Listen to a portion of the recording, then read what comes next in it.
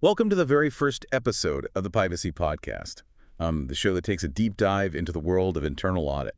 I'm your host, Notebook LM, and this series is directed by Privacy's brilliant co-founder, Audit. We're jumping right into a topic that's probably on the minds of a lot of you internal audit pros out there. Are you ready for the 2024 Global Internal Audit Standards? Let's set the scene, okay? It's 2024, and the IIA released these updated Global Internal Audit Standards, and they're going into effect on January 9th, 2025, so less than a year away. That's right. So no pressure, right? Yeah, no pressure. But the good news is the IIA also put together this conformance readiness assessment tool. That's what we're looking at today. Yeah, it's a great resource to help companies with this transition. Okay, so first things first, let's compare the 2017 standards to the 2024 standards. What are some of the big changes that stand out to you? Well, one of the biggest, I think, is the focus on themes. Basically, internal audit isn't just about individual findings anymore. It's about, connecting the dots. You mean like seeing the bigger picture? Exactly. Seeing the bigger picture, identifying trends, seeing if there are any systemic issues. It's about providing insights that can help the organization, as a whole, get better at managing risk and its controls. So it's almost like internal audit is being asked to play a more strategic role. Yeah, absolutely. And you see this reflected in some of the specific changes. Like, for example, there's a new emphasis on professional courage. It's explicitly in the standards now. Professional courage? Yeah. So what does that actually mean? How can internal auditors actually, demonstrate that? It's about speaking truth to power, even when it's uncomfortable, raising concerns, even if you have to challenge senior management or even the board. And it's about doing the right thing, even if it puts your own career at risk. Okay, so let's say you're auditing some big project that the CEO really loves, and you find some serious risks. But if you say something, it could hurt your career. What do these new standards give you? How do they help you do the right thing? Well, for one thing, the standards make it very clear that professional courage is expected of every auditor. You're not alone in this. Right. And the standards also put a lot of emphasis on the CAE's responsibility. They have to create a supportive environment where auditors feel like they can raise concerns. So if you're getting pushback, you can go to your CAE and say, hey, these standards require you to support me. Okay, so it's not just about being brave. It's about having the tools and support to use that courage. Exactly. And that leads us to another big change. The CAE qualifications. So you've been a CAE for a while. Do these new qualifications, do they change anything for you? Are there any skills or experiences you think are even more important now? These new standards really drive home that the CAE needs the right experience, the right skills to be able to lead the internal audit function well. It's not just about having the title. It's about being the right person for the job. Things like leadership skills, communication skills, being able to build relationships with all the stakeholders. So what advice would you give to someone who wants to be a CAE in this, changing world? I'd say work on your soft skills just as much as your technical skills. Learn to be a leader, learn to communicate well, and learn to build trust. Trust with your team, with management, with the board, because at the end of the day, that's what will make you successful as a CAE. Great advice. We've talked about professional courage, CAE qualifications. There's a lot more to these standards, though, right? Oh, yeah, definitely. We haven't even talked about things like data protection, technology, or even just clear communication. Well, sounds like we have a lot more to discuss. Yeah, so much more. We were talking about some of those key changes in the 2024 standards, things like professional courage and how the role of the CAE is changing. Right, and it feels like these changes are pushing internal audit to be more strategic, to have more of an impact. Exactly, and that leads us right into another big area. Data protection.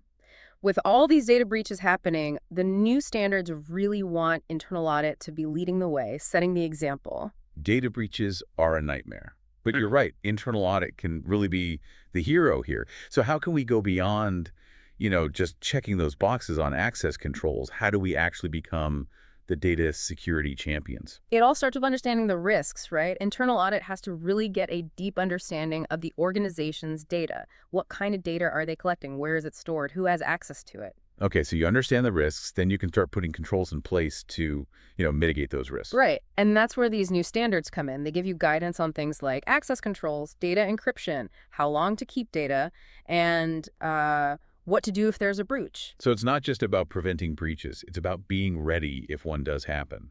Absolutely, and that's where teamwork is so important. Internal audit can't do this on its own. We have to work with IT, security, legal, all the different functions to make sure there's a solid data protection plan. I like that. It's like internal audit gets to use its skills and knowledge to help the organization protect one of its most valuable things, Mm. its data. And speaking of valuable things, let's talk about technology. The new standards know that internal audit has to step up its tech game. We've got to be using technology to be more efficient, more effective, and to get better insights. Yeah, bring on the cool tech tools. What kind of things are we talking about? Well, there's a whole bunch of technology that can help. Things like data analytics, RPA, even AI. So instead of spending hours, going through spreadsheets, we can use data analytics to find trends and red flags. Exactly. And we can use RPA to automate those repetitive tasks, which gives us more time to focus on the bigger picture stuff. And with AI, we can do things like predict risks and find fraud. The possibilities are pretty amazing. The important thing is to use technology strategically so it aligns with the organization's goals and adds real value to what we do in audit. This all makes sense. But it also sounds like companies have a lot to figure out to comply with these standards. Yeah, and that's why that conformance readiness assessment tool is so helpful. It gives companies a framework to figure out where they stand in terms of compliance and see what they need to work on. So let's say a company wants to use this tool to see where they're at. What's the first step? First step is to gather a team of stakeholders, people from different parts of the organization that will be affected by the standards. So you're talking about people from internal audit, IT, security, legal, maybe even senior management. Yeah, exactly. It's important to get different perspectives, so you're looking at everything from different angles. All right, so you've got your team. What's next? Next, you work through the tool together, looking at each question and really being honest about how it applies to your organization. It sounds like this takes some serious self-reflection. It's not just about checking boxes, is it? No, you're right. It takes some thought, some open discussion. You have to be willing to question what you think you know and be honest about where you have gaps. And once you've found those gaps, then what? That's when the real work starts. You need to come up with a plan to address those gaps. Maybe that means updating policies, training staff, or investing in new technology. So this self-assessment is just the first step on a much longer journey. Exactly. It's about continuous improvement, making sure internal audit is always evolving and meeting the organization's changing needs. Okay, so we've talked about using the tool to see where you stand. But how do you know when you're actually compliant? That's a good question. And it's not always easy to answer. There's no magic checklist or certificate that says, yep, you're compliant. So how do you know if you're on the right track? Well, the standards themselves give you some clues. They talk about having a strong internal audit function, a qualified CAE, having enough resources, and doing audits that follow the international standards for the professional practice of internal auditing. But it sounds like there's still room for interpretation. Oh, yeah, definitely. That's why it's so important to understand the standards well and be able to apply them to your specific organization. So let's say I'm an internal auditor and I'm feeling a little overwhelmed by all this. What advice would you give me? I'd say don't panic. Just start with the basics. Make sure you really get the standards. Then work with your team, do that self-assessment, and make a plan to address any gaps you find. And don't be afraid to ask for help. That's great advice. And remember, the clock is ticking. January 9th, 2025 is coming up fast. That's right. Don't wait till the last minute. Start getting ready now, and you'll be in good shape. Absolutely. And one more thing. Compliance isn't just about checking boxes. It's about doing the right thing. It's about making sure internal audit is adding value, helping the organization reach its goals. I like that. So while you're working on compliance, don't forget about the bigger picture. Remember why you're doing this and what you're trying to achieve. Exactly. Now that we've covered the self-assessment and what compliance looks like, let's talk about the overall theme of these new standards. Remember how we talked about connecting the dots and seeing the bigger picture? Well, there's a deeper message here about how internal audit is changing. It's moving from just focusing on compliance to becoming more strategic, having more impact. We'll talk more about that in the last part of our deep dive. Definitely don't miss it. We'll be right back with more on those 2024 Global Internal Audit Standards. So we've been talking about all these changes, and one thing that strikes me is that these new standards are really pushing internal audit to be more than just, making sure people are following the rules. Yeah, you're right. It's a real shift. Moving away from that check-the-box mentality and focusing on how we can actually add value to the organization. So less about being the audit police and more about being a trusted advisor, helping the organization manage risks, improve operations, reach its goals. Exactly. It's about internal audit being a real partner to management and the board, giving them the insights they need to make good decisions.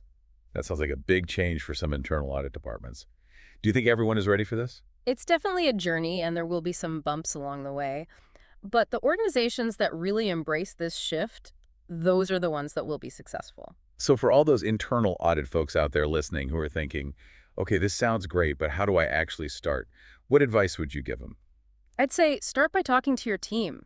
Talk about the new standards, what they mean for your organization, and how you can start putting them into practice in a way that actually adds value. It's about getting everyone on the same page and working together to make it happen. Yeah, exactly. We've covered a lot of ground today. Professional courage, the changing role of the CAE, data protection technology, clear communication. These new standards really do touch on everything. And it's important to remember those standards go into effect on January 9th, 2025. So don't wait. Start getting ready now. As we wrap up, I want to bring it back to that bigger picture we were talking about. Internal audit becoming this strategic partner that really makes a difference for the organization. What's your vision for the future of internal audit? I see internal audit being a vital part of every organization's success. We're the trusted advisors who help organizations deal with a constantly changing world, identify and manage risks, and achieve their goals. Sounds like it's an exciting time to be an internal audit. It definitely is. So as you're working towards compliance with these new standards, keep that vision in mind. Don't just check the boxes. Think about making a real impact. That's great advice. It's been a fascinating journey exploring these changes with you. And for all of you listening, we hope this deep dive has provided you with valuable insights and practical guidance as you prepare for the implementation of these new standards. And if you're looking for ways to leverage technology to streamline your internal audit processes and navigate these changes with confidence, be sure to check out PwC's resources and solutions. That's right. We're here to support you every step of the way. Thanks for joining us on this deep dive into the future of internal audit. Until next time, stay curious and keep learning.